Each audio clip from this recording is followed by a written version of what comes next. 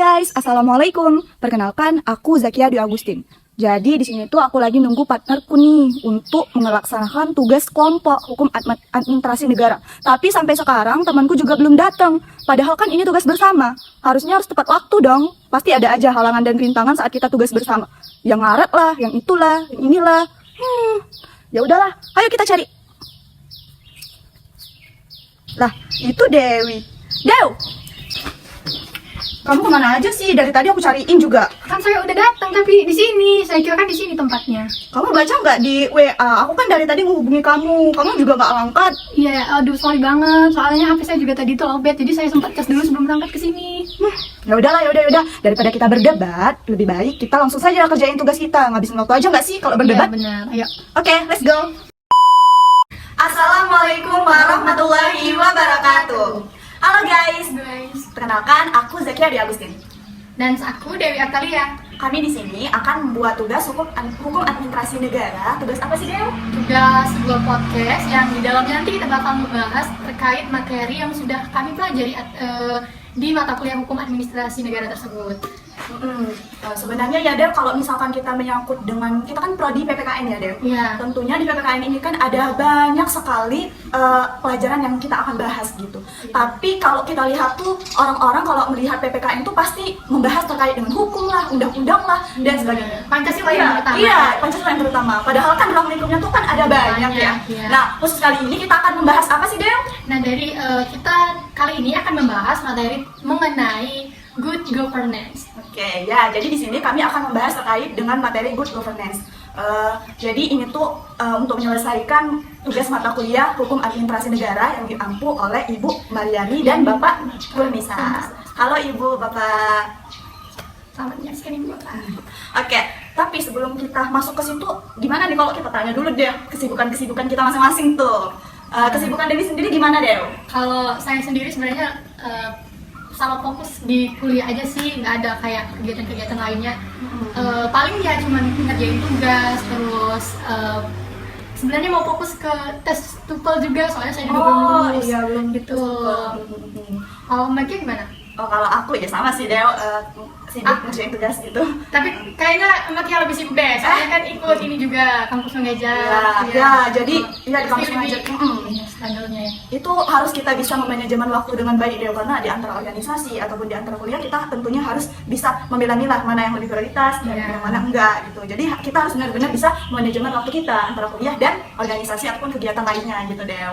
Jadi ya sama kayak Dewi, kalau sibuk mah ya sibuk kuliah, mengerjakan tugas sesuai dengan kita sebagai mahasiswa kan tugas kita. Memang tugas dan kewajibannya. Bagaimana kalau akhir-akhir ini stres nggak sih Dew? Agak sih, lumayan hampir.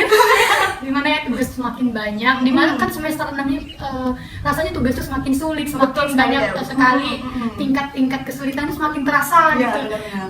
Ditambah deadline-nya, deadline tugasnya. Apalagi kita mau dekat menjelang UAS ya Dew. Banyak lagi ya, jadi harus memang benar-benar bisa manajemen waktu kita. Mental juga ya Dew, jangan sampai kita stres akhirnya berujung itu ya. Oke, berhubung tadi sudah bertanya nih tentang kesibukan masing-masing yang tentunya ya gitulah ya. Oke, mungkin langsung saja kita mulai ke materi good governance kita nih Dew. Menurut sepemahaman Dewi sendiri, arti dari good governance itu apa sih Dew? Iya, jadi good governance itu setelah kita mempelajari hukum administrasi negara, ini kelas balik sepemahaman saya bahwasanya good governance itu suatu penyelenggaraan pemerintah pembangunan yang secara dalam penyelenggaraannya dan dalam menuju suatu proses kebijakan atau keputusannya itu dapat dipertanggungjawabkan. Jadi good governance itu kayak bagaimana sih suatu pemerintah itu dapat menjalankan, dapat membuat suatu kebijakan itu secara tidak sepihak, secara benar kayak itu kebutuhan dari seluruh masyarakat, dari seluruh warga negara kita gitu. Dan itu bukan mengatas kepentingan suatu pemerintah itu sendiri, tapi intinya good governance itu tuh kayak suatu penyelenggaraan pemerintah yang dalam menuju atau mengambil keputusan kebijakannya dapat dipertanggungjawabkan secara bersama. Iya, benar-benar. Jadi kalau misalkan kita berkaitan dengan good governance ini pasti akan disangkut pautkan dengan pemerintahan yang baik. Bagaimana sih caranya kita agar menuju tujuan itu menjadi pemerintahan yang baik? Bagaimana suatu pemerintah itu dapat menjalankan tugas dan kewajibannya dengan baik gitu. Tapi kalau menurut Dewi sendiri nih, penyelenggaraan pemerintahan di Indonesia ini bagaimana sih? Kalau menurut Dewi sendiri sih sebenarnya masih belum optimal. Kenapa? Karena kan banyak tuh ya kasus yang kita temui, yang kita lihat, mungkin kita baca juga di medsos, ditonton, kita lihat di televisi kan masih banyak pemerintah yang tidak menjalankan kewajibannya, sehingga dalam dia melaksanakan pemerintahnya tersebut ada suatu penyelewengan, mungkin ada pengurangan atau mungkin ada kelebihan, saya tidak tahu ya. Jadi menurut saya sih penyelenggaraannya tuh belum optimal gitu. Kalau menurut Mbak Kia gimana? Oke, ya jadi saya sependapat sama Mbak Dewi tadi ya.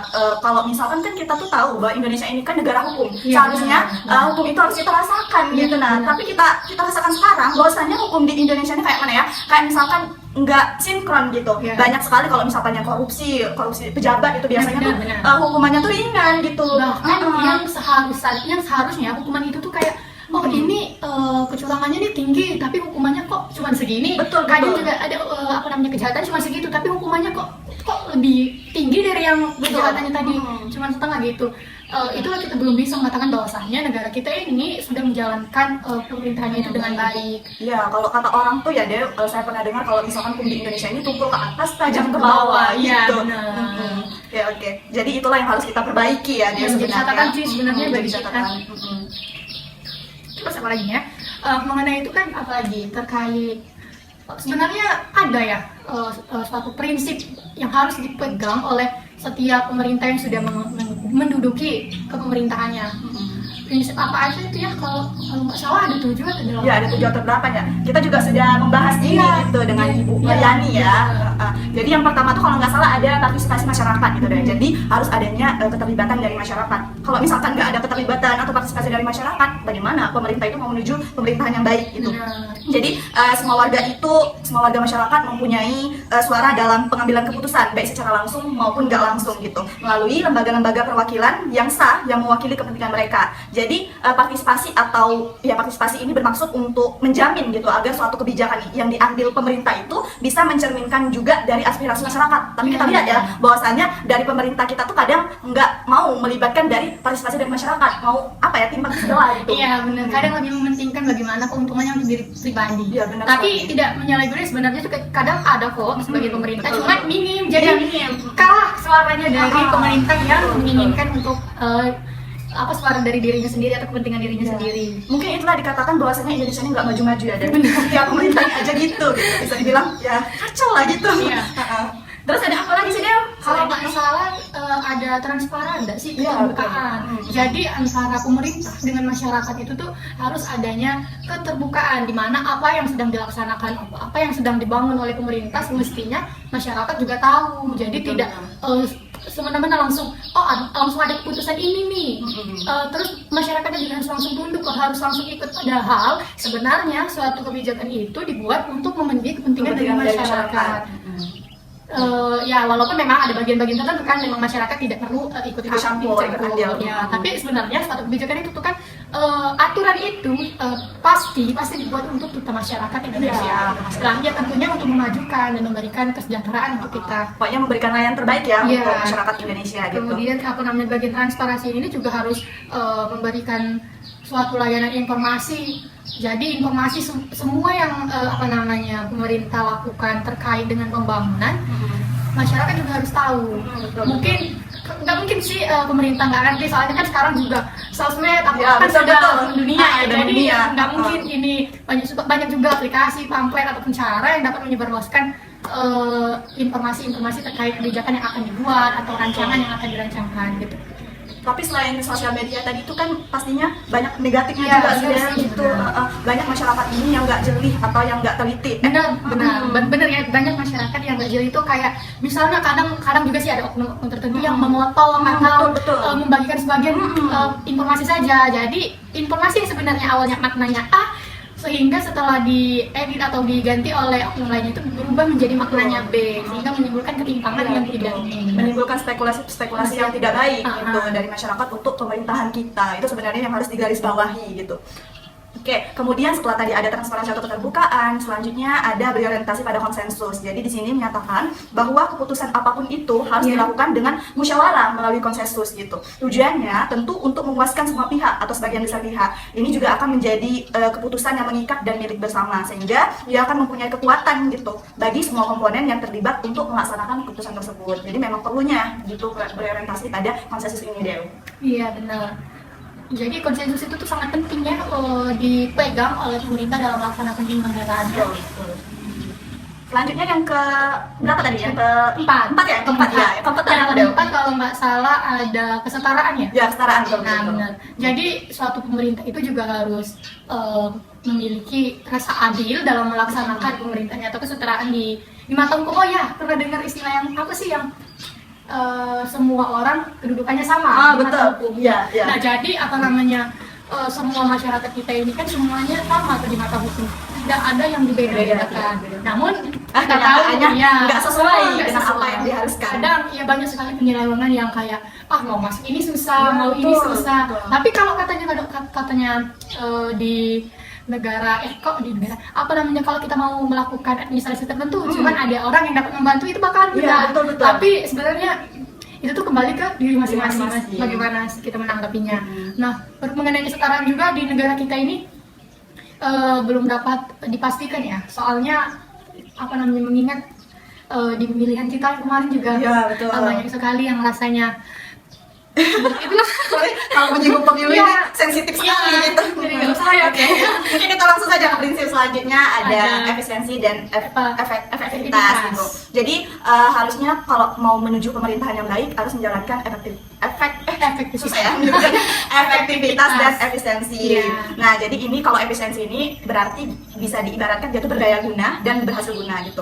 Jadi kriteria dari efektif ini biasanya diukur dengan parameter produk yang dapat menjangkau sebesar-besarnya kepentingan masyarakat dari berbagai kelompok dan lapisan sosial. Agar pemerintahan itu menjadi efektif dan efisien, maka para pejabat pemerintahan itu harus mampu menyusun perencanaan yang sesuai dengan kebutuhan nyata dari masyarakat dan disusun secara rasional dan terukur. Jadi kalau misalkan efisiensi dan efektivitas ini tidak terlaksana, kita nggak bisa menyatakan bahwasanya pemerintahan kita itu pemerintahan yang baik atau good governance tadi. Iya benar.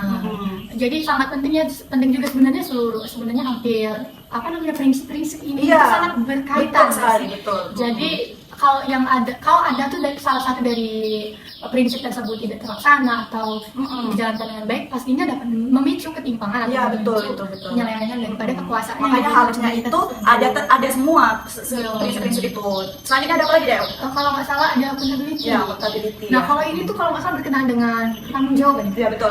Jadi accountability itu bagaimana suatu pemerintah dapat membentuk suatu kebijakan yang dapat dipertanggungjawabkan atau bagaimana pemerintah itu bertanggung jawab dalam menjalankan pemerintahan, dalam menjalankan semua tugas dan hak termasuk kewajibannya juga dalam melaksanakannya di masyarakat seperti itu. Jadi accountability ini tuh melihat bagaimana sih pemerintah itu menjalankannya, bagaimana sih pemerintah itu melaksanakan tugasnya dengan baik atau tidak, dapat dinilai sudah dia bertanggung jawab dalam menjalankannya atau enggak dia cuman ini aja gitu-gitu. Terus ada apa lagi? Oke, yang kalau nggak salah ini yang terakhir ya, Iya. mungkin masih ada lagi sebenarnya ya. Sebelumnya, ya. Yang kami tahu, yang aku tahu ya, ada visi strategis gitu. Strategis. Visi yang strategis. Jadi ini tuh merupakan pandangan-pandangan yang strategis untuk menghadapi masa yang akan datang. Jadi bisa dibilang ini tuh seharusnya kita tuh di setiap kehidupan kita harus punya visi tertentu deh. Kayak misalkan kita menuju, kalau menyangkut terkait dengan hal sensitif ya, maksudnya tuh kayak pernikahan gitu. Pernikahan itu pasti kita mempunyai visi dan misi tertentu untuk menuju pernikahan yang baik. Yang masa akan datang tuh bagaimana pernikahan kita itu. Begitu kan dengan pemerintah deh, harus mempunyai visi yang jelas gitu. Kalau kita tidak mempunyai tujuan atau visi ke arah yang jelas, bagaimana kita mengukur pemerintahan itu menjadi pemerintahan yang baik gitu. Iya benar sekali. Jadi sangat penting ya, visi juga sangat penting. Bagaimana suatu pemerintahan itu akan menjalankan melakukan mengemban tanggung jawabnya. Apa sih sebenarnya yang akan dilakukan? Apa sih sebenarnya yang akan dikembangkan atau apa sih yang akan dibangun selama dia menjadi ibaratnya kayak kalau misalkan kita balik lagi ke pernikahan tadi, kalau misalkan kita tidak mempunyai visi yang baik, kita tidak akan bisa mempunyai keluarga yang baik gitu. Akan terjadi banyak di luar sana terjadinya perceraian ya, banyak sekali. Jadi banyak dari wanita itu yang aku aku lihat scroll di sosial media tuh banyak, aku takut nikah. Padahal ini kan kembali lagi kepada diri masing-masing gitu. Nah, makanya. kalau dikaitkan dengan ini berarti ya dengan pemerintah lagi.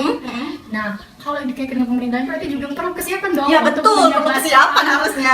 Pemerintah itu harus menerima semua Iya, betul. kritik, Betul, saran, betul. harus mencari termasuk solusi untuk menyelesaikan satu permasalahan agar kalau sudah menjabat menjadi pemerintah sudah kayak aku udah bisa nih, Iya, udah betul. tenang, aku Iya. bisa melewati ini harus yakin seperti Tapi itu. kalau kita lihat di pemerintahan, apalagi yang kalau menyinggung pemilu lagi nih ya, pemilu lagi apalagi yang berkaitan dengan pemerintahan kayak DPR gitu, kayak tuh banyak orang yang dulunya memang dia tuh orang yang memang kaya gitu, kaya. karena ada dekengan gitu, Iya. ada dekengan, Iya, benar. jadinya dia tuh mudah Benar. untuk memenangkan dari suara masyarakat karena dia tuh punya uang tadi dan juga punya orang dalam. Benar, gitu. gitu. Pemerintah Indonesia ini ya bisa dibilang Seperti gitulah. Oke. Mungkin itu aja ya. Yang Ya, kalau yang prinsip-prinsip. kalau yang saya ingat sih itu aja sih prinsip-prinsip good governance yang baik, bagaimana pemerintah menjalankan pemerintahannya yang dapat dipertanggungjawabkan secara bersama. Sudah ditekankan lagi bahwasannya prinsip tersebut itu sangat-sangat berkaitan Iya, ya. sangat Kalau berkaitan. seandainya satu aja ada yang tidak dapat dilaksanakan atau tidak Tidak maksimal dipegang, juga. ya tidak maksimal, pasti akhirnya ya juga bakal terjadi Ketimpangan. dan atau tidak. Kalau menuntut kesempurnaan ya mungkin. Mungkin kita aja sebagai manusia nggak ada yang sempurna deh. Jadi itu aja apa prinsipnya. Terus dapat disimpulkan juga bahwasanya pemerintahan Indonesia ini memang belum dapat dikatakan sangat baik. Soalnya tapi walaupun kita dapat mengartikulasikan bahwasanya negara ini belum baik, ada kan pemerintah yang Bukan berarti 100% nggak baik ya. bukan. Nggak mungkin. Ada pemerintah yang memang mengupayakan bagaimana sebenarnya suatu pemerintah ini berjalan Iya dengan betul. semestinya. Sebenarnya hanya oknum Oknum tertentu. tertentu. Jadi yang dikatakan tadi bahwasanya kalau pemerintahan yang baik itu bukan berarti itu gagal Gagal, dijalankan ya. iya, Dia. benar. Banyak upaya yang dilakukan oleh pemerintahan kayak kata Dewi tadi Iya. gitu dalam menciptakan dari adanya good governance atau menjalankan pemerintahan yang baik gitu. Di antaranya ialah diupayakannya transparansi informasi Benar. terhadap publik mengenai APBN sehingga memudahkan masyarakat untuk ikut berpartisipasi dalam menciptakan kebijakan dan dalam proses pengawasan pengelolaan APBN dan BUMN. Jadi hanya kayak kata kita tadi ya, karena ada sebagian orang oknum tertentu yang membuat pemerintahan di Indonesia ini bisa dikatakan nggak baik gitu. Benar. Sehingga sebenarnya ini bisa menjadi catatan ya bagi Benar. kita sebagai generasi muda, generasi penerus bangsa untuk menjadi PR ya bagi kita gitu. Siapa tahu kan, siapa tahu kita juga insya Allah Ikut dalam pemerintahan. kita nggak tahu kan, Ya, kita nggak tahu ke depannya kedepannya bagaimana. Tapi kalau aku sih Dem, Enggak. sebelum ya. Walaupun cuma di ini misalnya bupati kayak atau yang paling rendah kepala desa. Kepala gitu. desa. Enggak Tapi jangan sampai menjilat diri sendiri. kan Enggak. iya benar, kita nggak tahu kedepannya gimana. Walaupun nanti ya siapa tahu nih kita yang nggak mau, tapi mungkin suami kita yang mau gimana. Ya nggak tahu ya, kita pikirkan ke depannya bagaimana. Iya. Nanti itu urusan ke depannya biarlah Allah, takdir Allah yang mengatur bagaimana baiknya gitu. Iya. Kita kan calon guru. Iya. Tapi siapa tahu yang melangkah Kan ke calon pemerintahan. kan jadi guru Iya, bisa. iya jadi. benar-benar kayak Anies Baswedan Benar, dari dosen ya. benar. Oke. Mungkin itu aja sih Dew ya masalah good governance yang bisa kita bahas. Tentunya masih banyak kekurangan ya dari apa yang kita perbincangkan tadi. Mungkin gitu. juga ada juga salah-salah Kata dan perbuatan juga kita mohon maaf. Ya, kami mohon maaf. Pada Allah tentunya kami mohon ampun. Kami akhiri. Tapi jangan lupa di like, comment, and subscribe. Oke, mungkin itu aja. Terima kasih telah menonton sampai habis. Kami akhiri. Assalamualaikum warahmatullahi wabarakatuh. Bye bye. Alhamdulillah guys, tugasnya udah selesai dan kami udah pulang. Ya, alhamdulillah kami udah tugas selesainya dan ini sekarang lagi di kos Dewi. Tuh ingat deh tadi gimana? Iya. Harus dimulai dari hal kecil. Kalau misalkan dari hal kecil aja nggak terjalan, gimana mau hal besar? Tadi kata Dewi kan kalau ingin menjadi pemerintahan yang baik harus apa? Harus dimulai dari diri sendiri dan dari hal-hal yang terkecil. Kecil. Ingat tuh guys, harus mulai dari diri sendiri dari hal yang kecil Ya, gitu. benar, dan ingat juga tadi kita nggak tahu kedepannya seperti apa. Siapa tahu kita yang menjadi pemerintah selanjutnya. Betul sekali. Oke, mungkin itu saja. Terima kasih. See you.